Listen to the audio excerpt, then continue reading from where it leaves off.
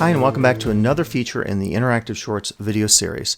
Today we're focused on the idea of conducting demonstrations in your class, whether it's something that you do on your own, in your own space, using your web camera or cameras to create a more interactive experience with your students, or it could be an interactive activity that involves multiple students doing something in real time, like a culinary arts demonstration, if that is acceptable or safe given some of the safety requirements that might still be in place, even if we're teaching in a Zoom context. So as we look at some ideas for demonstrations today, what I'll do is I'll take one of my own spaces back here, since I do a lot of work online in terms of my own music and sound experiments on YouTube. And we'll talk about what this will look like if I was teaching this in a classroom context, including looking at audio and video issues, and even maybe using multiple cameras, which I've done some previous videos on.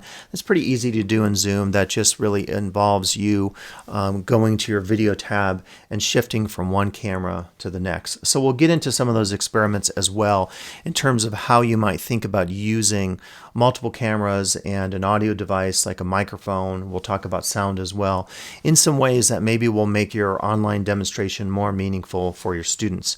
So let's jump in right now with an overview of doing demonstrations in your DE class. Okay, so let's jump right in. Today I'm really interested in focusing on the idea of how you would craft a demo, if you will, a small location in one of your Zoom classes or even for a lecture. So depending on the subject that you teach, you might have the occasion of wanting to show something in a space. If you're teaching a culinary class, maybe that involves cooking in a kitchen. If you're teaching an art class, I recently observed Brian's class in three-dimensional design where he had a workspace set up. He had a second camera, which is really an inspiration for this video to talk about second camera use with Zoom today. And he also had students working in real time in their own spaces. And I found like it was a great example of how a Zoom class could actually be as good, or I would say even better, than a traditional physical class. I was thinking that if he was teaching that in a traditional classroom, sure, you could have students huddle around, and he was doing a particular exercise working with cardboard and doing 3D design. But if you had a traditional class, if it was a large class and people were huddled around a table, it's sometimes hard to see exactly what the instructor is doing. I remember this from some of my physical anthropology labs as an undergrad student, where sometimes we would have demos and it was a laboratory class, but you couldn't always see what was going on. And back in those days, we didn't have projection cameras. Now that we have classrooms on campus with this ability, I can imagine using some of that to actually project a demonstration area to students in the class so they could see it, so they wouldn't have to necessarily huddle around and watch the instructor. And I know that art classes, lab classes in the sciences are sometimes kept a little bit smaller for this very reason, but it was a reminder to me watching this demo in the 3D design class of how a Zoom class can actually in some ways be superior than a face-to-face class, which is maybe a good realization of working through these tough times here under COVID. So for this particular demonstration today, I'm imagining the idea that I might have a space here, and this is just part of my musical setup. This is specifically designed to work with what's called electroacoustic music. So it's music that is using motors and solenoids, devices traditionally that are used in other settings, more industrial settings, using them to create music, so I can actually control these devices and create rhythms with them and so forth. And as you see, the whole experience is very visual in nature. So if I was teaching a class something related to this, I would want this setup to be visible, and I would want to make sure that it's clearly seen by the students. So that immediately presents some challenges. One is, in this particular case, because I have audio going, I'm really going to run into some issues if I'm talking at the same time as I'm playing some of these instruments, just because to amplify these instruments with a microphone, I might create some feedback. You might not be hearing on my microphone that I'm using because of the fact that other things are playing. And sound, I know, can be a bit of a trick. I met with some PE faculty talking about how you could teach an aerobics class if you had live music going and also had a lavalier mic going so that the students could hear the music and your voice simultaneously. If you take any of those Peloton classes, or we have a bike that uses iFit, you often have music, you have the ambient sounds of the environment, and then you have the narration track. And what's cool about some of the bikes, like the Nordic track that we have, is you can actually adjust the audio for all three of those. We often don't have that luxury when we're working with sound. There's some complicated ways certainly to run audio and to also have, say, my microphone audio, and I could certainly control those mixes. But you do have to have some gear and some equipment to do that, so it's not necessarily going to be for everybody. Now, the second thing that's complicated about, from an audio standpoint, a location setup like this is, you can't see it here, but my computer is here, and I actually have my Zoom camera running. It looks kind of bad. I'm very washed out, and I actually will be talking about this new camera I've been using for my Zoom sessions. But what I would have to worry about is if I need to be at my computer and also at my workstation where I'm doing my demonstration, it creates just a logistical challenge. So this all really depends on like the ergonomics and the spatial design of your office, how it's set up, the space that you're filming in. If you are interested, check out my longer video called Location Video, which I can point you to that link if you need it.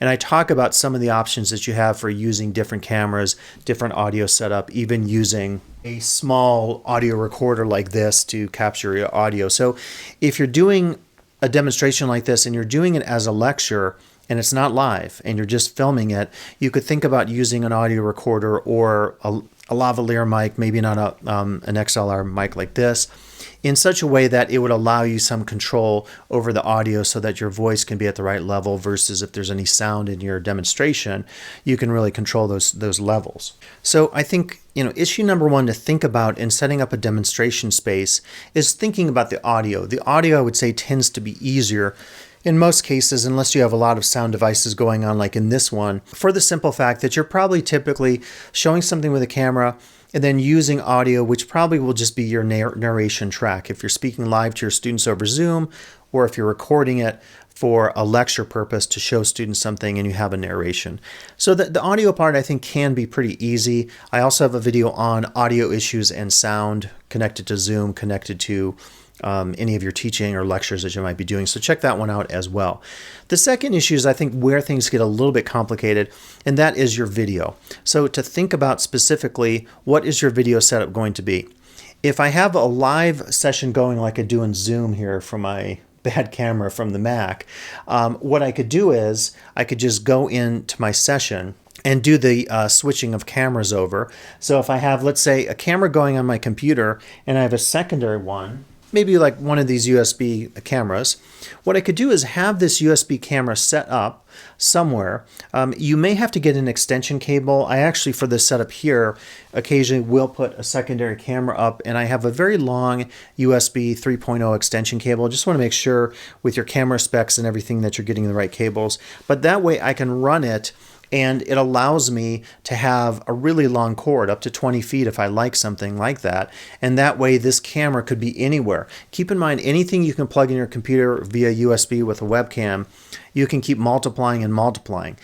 There are some exceptions to this. Sometimes if you use a hub, it may or may not detect the camera, particularly if it's hooked up to the extension cord, the USB extension cord. You do have to experiment with that a little bit. This particular camera here that I'm using as my primary webcam, and I can show you some of these later, specifically says it doesn't work so well or at all if it's plugged into a hub. A hub is often a device that has multiple USB ports that allow you to expand on any of the ports that are included with your computer. My desktop here only has 4 ports, so I use those up super quick with printers, with my Stream Deck, with any of my connections to my mixer via USB, and anything else like webcams. So, you do have to do some juggling or planning there, if you will, related to how many webcams you might want to be using. What's cool about this approach is the minute I plug these in, I go into Zoom, and just on my video tab, you're not seeing it here, I would just select the new camera. You can name your cameras if that's something you want to do, so that if you had different location cameras set up, you know where everything is. So I think thinking about how many cameras you will need, if it's only your main cam, which is your webcam, plus your location camera to show your demonstration area, that's pretty easy to do. That's 2 cameras. The next thing that happens, and again, this could be multiple, so if you want to show different angles, if you want to show one from above, I don't know if you can see up there. Let me check my... I'm just not pointing above me, so that is a setup that allows me to hook a camera. It could be a DSLR, it could be a webcam, such that I get an angle or a view coming directly from the ceiling. And that could be really handy to get a wide swath of gear or space. Like if you're in a kitchen and you're doing a culinary demo, sometimes a straight on angle right from your countertop is not going to work. So if you have a way of getting your camera above you, you can show a lot more of that space, which can be really effective for a demo. I know for a lot of the music and gear demos I watch online, people get very particular about being able to see things. I did a gear demo recently for one of my devices, and someone was really angry about my lighting and that my hand was getting in the way of the device. And the particular device, just grabbing in here, is really, really small. And the other thing to think about is if you're showing something that's small, you might not necessarily have to use a macro lens. If I do that, I use my DSLR, my Blackmagic camera, and I put on my macro lens, and it gives me really great perspective for small details. If you're showing something small using a non-macro lens, sometimes you just get into issues of people being able to see and comprehend what you're working with.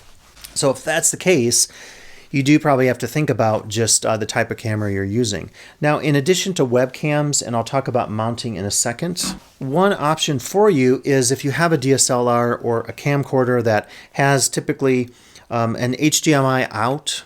There could be a USB version of this, but you can get what's called a capture card, and I talk about this in some of my other videos. What's cool about this is I just plug my camera into the capture card. This wasn't that expensive. It's USB 3.0 and it has resolution up to 4K in terms of video, which is probably more than most cameras, depending on what you're using. But usually 1080p is that definition that we look for, I think, as a good standard for our classes and our video work. But with the capture card, you hook this up, and all of a sudden, instead of using a webcam, I can use my DSLR, even though this doesn't have USB on it. So it's pretty cool. It just uses the mini HDMI out to go into the HDMI in, and then this is USB 3.0 into your computer. And let me tell you, the latency is very minimal, and latency refers to a lag that happens between movement, and sometimes if you have speech going, it can be a little uncanny as a viewer. But these are really good, and I definitely recommend these if you're interested in using a DSLR as a secondary camera to show your work area, your demonstration area. Now, a couple more things to talk about going back to webcams. So one issue with a webcam, and the one we're looking at today that's actually projecting live video now, I just have it here to show you what this would look like. These are monitors. This is not my Zoom feed that's happening. These are kind of separate. And I just have an HDMI going into a splitter, and that allows me to basically repeat the video on multiple monitors. So what's cool about this camera actually, and if you want some specs on it, I can give it to you, it allows adjustment of zoom, it allows adjustment of brightness and contrast, all using a remote in real time when I'm on Zoom. And I was having so many challenges with my traditional setup for my computer, I really had to purchase one of these. I thought it's a great investment for me because I just don't like the quality of the video coming out of my webcam on my computer. But one of the things that's cool about this camera is it has a built-in mount that is your traditional prong, if you will, for a camera. I think that's a 1/4 inch mount, and you know all cameras have those areas where you can put in, I think it's 1/4 inch, a mount on the top, or in this case, if you want to attach some accessories to the top, it also has that on the top. So if you buy a camera that doesn't have that, it does present some challenges. So this particular camera doesn't have that. As you'll see on the bottom, it's just flat. The intention is that this camera would just sit up on your computer, and that's perfectly fine, of course, as a webcam. But for a location camera setup, if you just look at my environment right now, there aren't a lot of good places to just attach this to. You could do something like this. Actually, I take that back. That's actually not bad. But if you have a microphone, these are just microphone stands I have set up, and I actually found they were the best for me to do my instruments here, my drumming instruments, just because of the ability to fine-tune, adjust, and also hold things down. So this actually works on this particular mic stand because it just kind of holds on this lip, and then this keeps it steady. But for a lot of purposes, I don't find that this will be useful, and because there isn't, you can't really drill a hole or do anything that's going to allow you to thread it on either a camera tripod stand using a mount or a microphone stand. So what I would recommend you think about is creating something. If you're at all handy, I actually did this for some webcams, simply taking my wood glue, taking 2 pieces of scrap wood, and then making something like this. It does not have to be fancy. What you can do is have a fairly steady mount on there for your camera, but then the next step that I really recommend is getting a clip, a small clamp of some sort. You could even probably use a binder clip for this.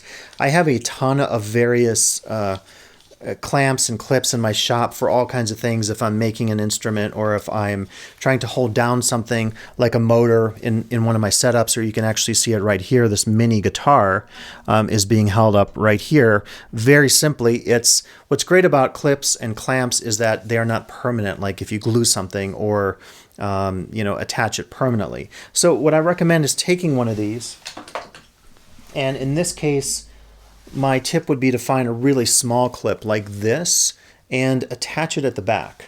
And the only reason we're doing that is just to make sure when you hit your cable, it doesn't fly to the ground. These are pretty sturdy, but you don't really want to scratch it up. And so what you can see now is it has a pretty sturdy attachment to my device here. And then my purpose of this was to not simply, I could use it like this, and I could further clamp it to another surface on a table, and that way it's going to be pretty sturdy and it's going to just capture the video in my demonstration area. But what I thought is, what if I just drill and I can't remember the size bit, but just drill a small hole, and what you do for this is you kind of look at your the size, whether it's, I think this might be 3/8 or 1/4 inch. Microphone stands sometimes have 3/8, or 3/8 size, whereas a camera mount is, I think, typically 1/4 inch. Well, what you do is take your drill bit and just make sure it's a little, the size matches up. You can always drill it smaller. If it doesn't work, you can drill a little larger, and you can also take your drill and kind of work it around to fine tune it to make that hole a little bigger. And then what I'm going to do is just attach it here.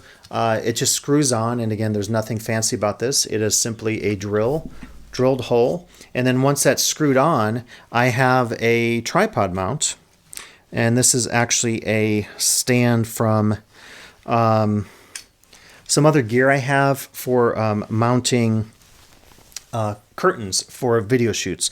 So this is pretty handy, because then all I do is I plug this in, and then I have my camera set up. I need to make sure this is tight. And then any angle I want, I can adjust it. I can make it higher, lower. I can put it this side or this side. So having something like this where you retrofit your webcam in a way to make it work with either a camera mount or a microphone stand mount is really handy. Now, one kind of tip for you I would offer is, if I were going to advise you on getting one stand, if you will, for a camera, get a microphone stand. This is just one of the Amazon Basics ones. And the reason I say this is you can use it for a microphone mount like this, and there are different sizes as far as the threading of the mounts. But then you can easily use it with some adapters with any camera mount, and so that makes it dual purpose. You can use it for audio and also for video. The only thing you really need to do is pick up some adapters available on Amazon. These typically will go from 3/8 inch to 1/4 inch. They have the male versions, the female. I just got a multi-pack because it allows me to really customize things as I want them, because I'm using different stands all the time, and I have to have a ton of these on hand just to be able to work with all the different threading issues that come up with cameras, microphones, and other kind of mounts. So that's kind of also another tip out there if you just want to think about one piece of gear to buy to make this work. So then next, I think what we're going to be doing is talking about, we have our camera set up. How do we try to capture what is happening in our demonstration space? Now, again, if you're like me right now doing this for the purpose of this training video, I need my microphone here, and I have a secondary microphone stand set up here for this very purpose of doing a demo in this area. Your setup is going to obviously differ based on what you're doing, your workspace, the location that you're working with versus the location of your computer.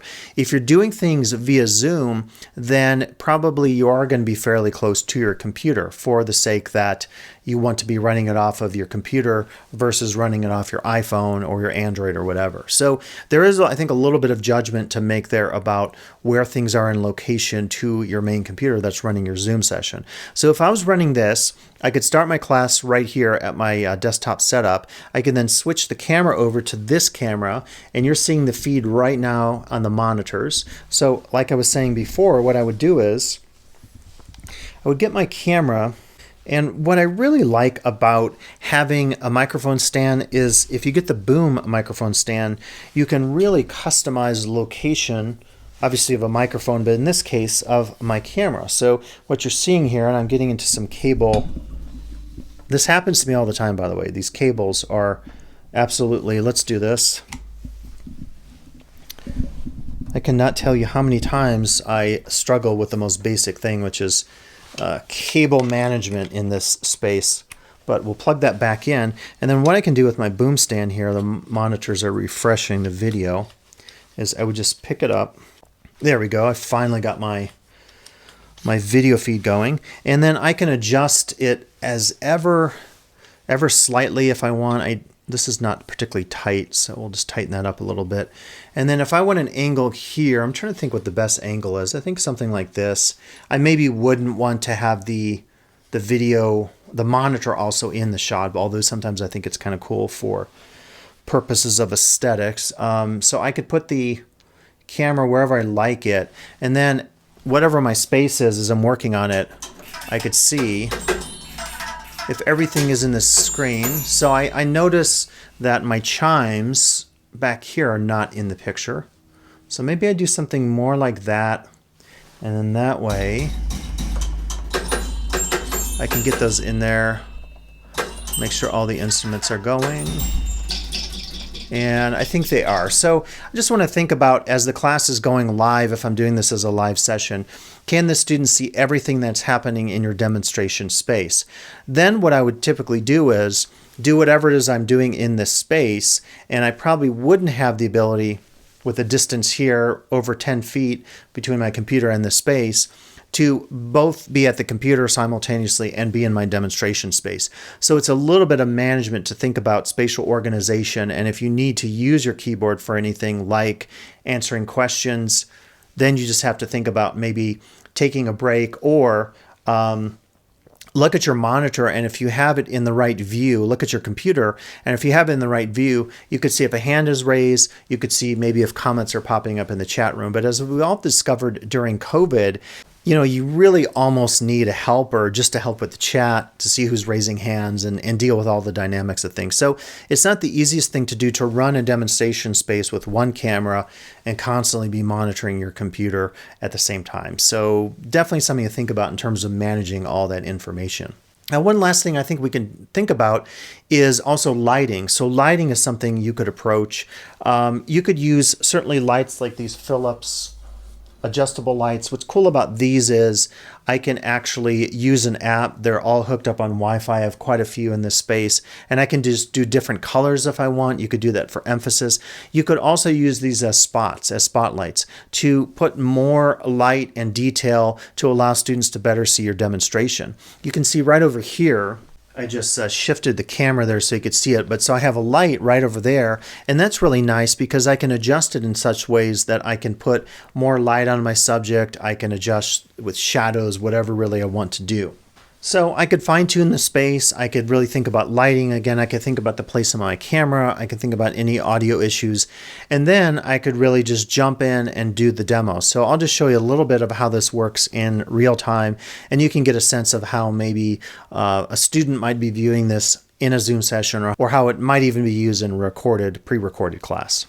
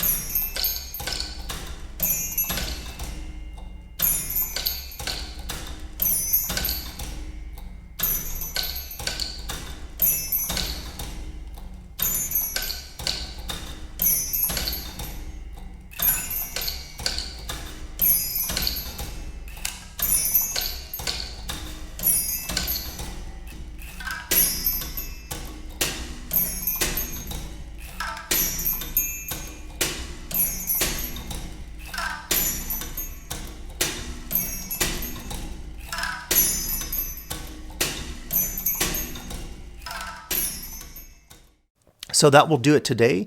Here focused on using demonstrations as a way to make your class a little more interactive or immersive. So thanks for listening, and I'll be back with additional videos in this Interactive Shorts video series.